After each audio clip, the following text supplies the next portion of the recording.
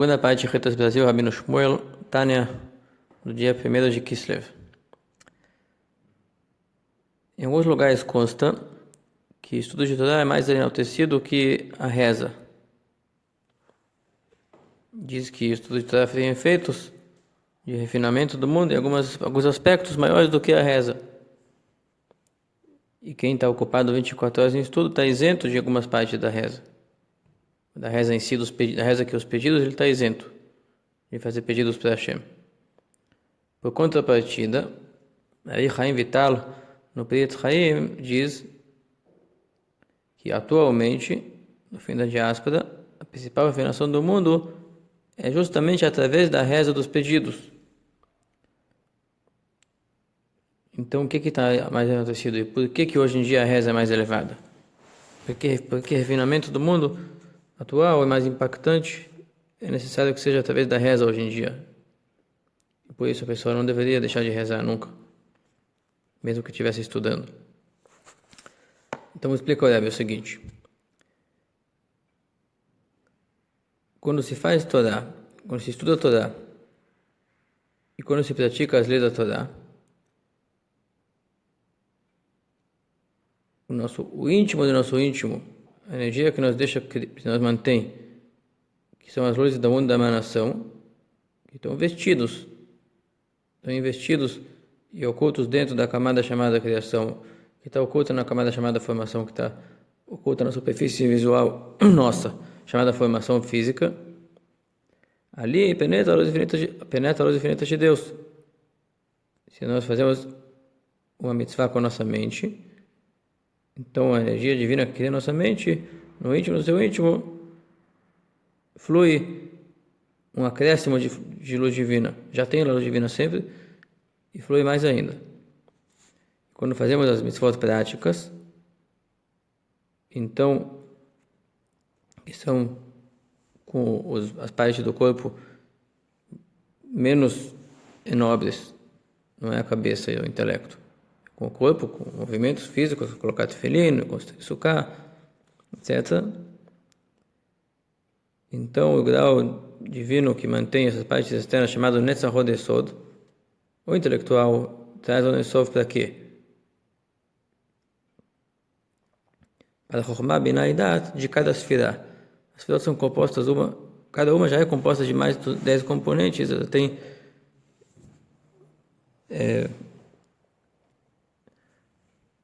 cada componente de Atzilut compõe, entende-se, 10 componentes, 10 mini-sfirot dentro de cada esfera. Então a parte intelectual traz luz divina para o lado intelectual de cada esfera, para a faceta intelectual mais nobre de cada esfera, das 10. Quando se faz a mitzvah prática, então vem a luz divina para o grau mais superficial, mais baixo de cada esfera, que é chamado Netzach Hod Yesod, vitória, glória e fundamento.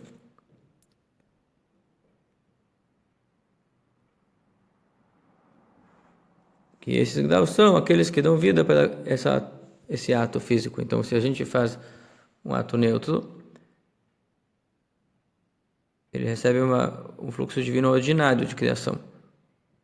Se fazemos um fluxo, uma mitzvah, uma coisa especial, uma ordem divina, então passa lá um fluxo divino extraordinário para criar aquele objeto.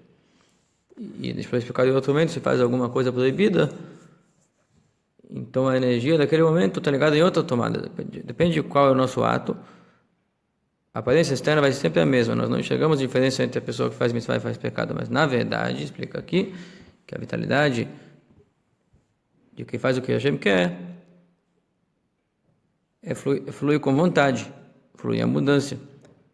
E gera sensibilidade na pessoa, em conhecer o Eterno melhor.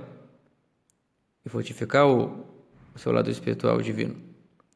Quando se faz uma verá, um pecado, então não vai se enxergar uma diferença no corpo daquela pessoa, na superfície visual física. Mas, na verdade, ele trocou de tomada, trocou de frequência. E a vida dele naquele momento vem do que chamamos lados de impureza, que são as energias que vêm só para manutenção, o mínimo necessário, e gera materialismo na pessoa, gera insensatez. Mas aqui fala sobre o lado bom. De qualquer maneira, o fluxo passa por intermédio de todos os graus e está bem oculto, não se vê a diferença externa através de estudos de Torá. A diferença da sensibilidade que surge é invisível a ligação na mitzvah com a diferença. De fato, acontece diferença, mas não é visível isso. Por contrapartida, a principal reza é a Amidah, onde se pede para Hashem chuva e saúde e sabedoria e Mashiach. A reza representa que a luz divina seja transparente, fazendo mutações no mundo físico visíveis. Não somente um efeito que acontece, mas não enxergamos a ligação com o nosso pedido. Aqui se pede uma coisa visível e vai acontecer uma coisa visível, que vai se curar o enfermo, que vai sair cair a chuva do céu e vai gerar as plantas e propagá-las. Enquanto eu coloco se estuda a Torá ou se coloca um tefilim, o pergaminho não se altera através do que estuda a Torá dentro dele. Ou o tefilim que se colocou não se muda antes ou depois de fazer a mitzvah, você não enxerga a diferença. A lei diz, e sabemos espiritualmente, que aquilo agora está carregado com santidade que não tinha antes, mas não é visível. Então na reza tem uma vantagem que você traz a luz infinita de Deus para estar exposta aqui embaixo.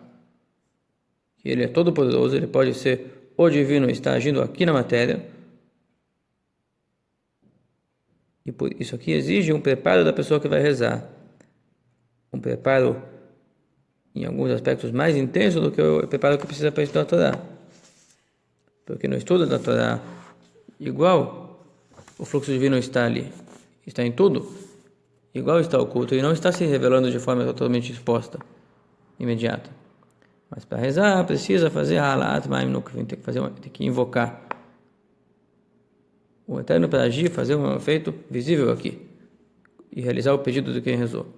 Como é que se invoca? O coração da pessoa tem que clamar a Deus com labaredas de amor intenso, infinito, chamado Me'odecha. Todo o seu, amarás o teu Deus com todo o teu poder. Quer dizer, sem fim. Se eu tiver mais poder, eu vou entregar ele também para Deus. A pessoa se entrega totalmente para Deus, para Hashem.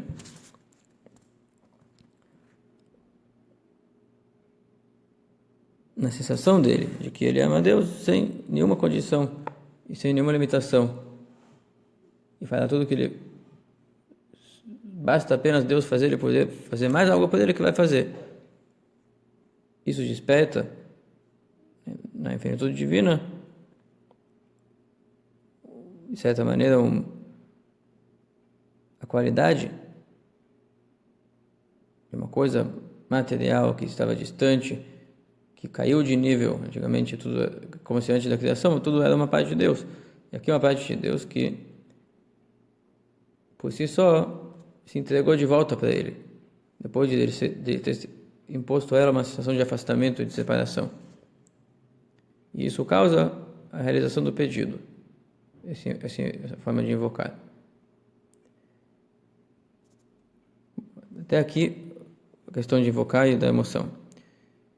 Decorrente dessa diferença entre Torá e Tefilá e reza, a reza é chamada